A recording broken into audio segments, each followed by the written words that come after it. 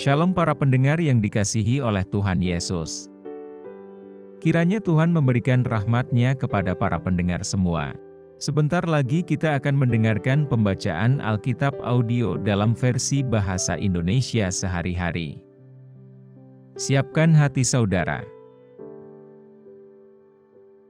Roma pasal 10.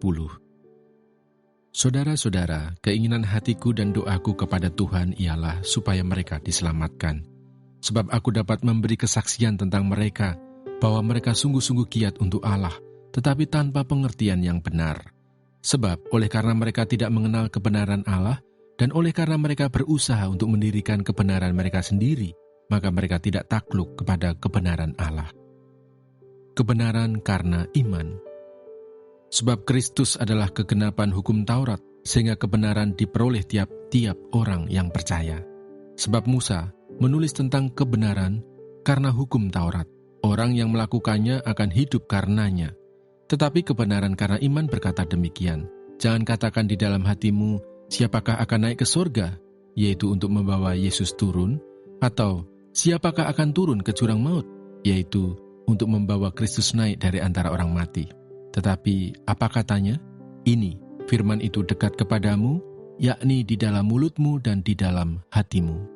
Itulah firman iman yang kami beritakan.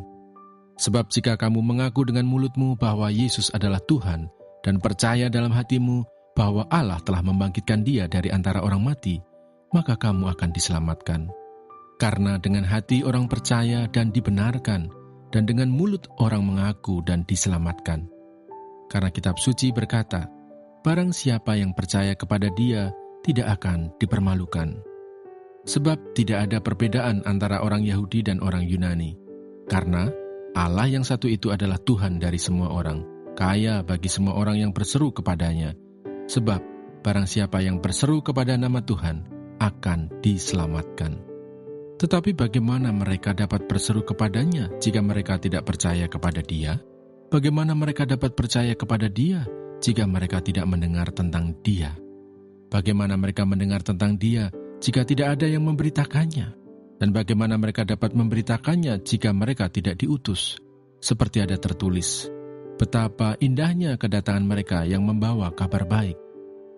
Ketidakpercayaan Israel.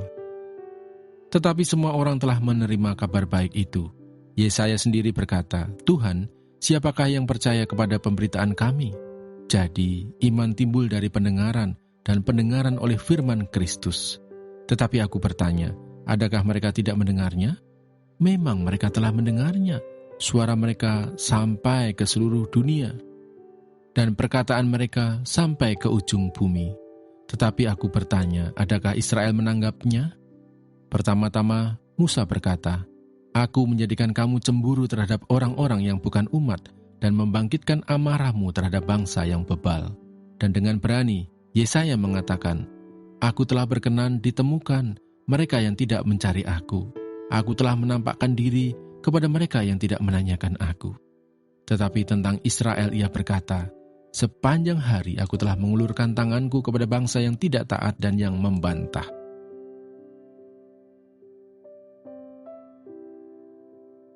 Terima kasih Bapa di surga untuk firman-Mu hari ini.